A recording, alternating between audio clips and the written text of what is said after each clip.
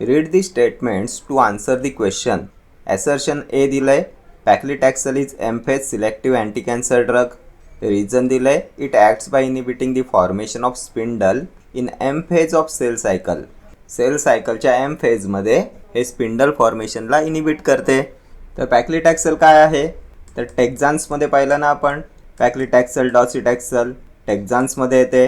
तर इथे काय दिलं आहे, paclitaxel is M phase selective anti cancer drug, कारण हे सेल सायकलच्या एम फेजमध्ये स्पिंडल फॉर्मेशनला इनिबिट करते. तर मेकॅनिझम ऑफ ॲक्शन काय असते पॅक्लिटॅक्सेलचं, तर हे एनहॅन्स करते ट्युबुलिन पॉलिमरायझेशन. हे बीटा ट्युबुलिनशी बाइंड करते अँड एनहॅन्स करते पॉलिमरायझेशन. कशासाठी, टू फॉर्म एक्सेस मायक्रोट्युबुल्स. हे अँटी मायक्रोट्युबुल एजंट आहे, अँटी मायक्रोट्युबुल एजंट आहे पॅक्लिटॅक्सेल. तर हे M phase selective anti cancer drug आहे. असर्शन करेक्ट आहे, बट रिझन इनकरेक्ट आहे. Assertion is true, reason is false. Option B येईल तुमचं करेक्ट आन्सर. हे ट्युबुलिन पॉलिमरायझेशनला एनहॅन्स करते, हे स्पिंडल फॉर्मेशनला इनिबिट करत नाही. ठीक आहे.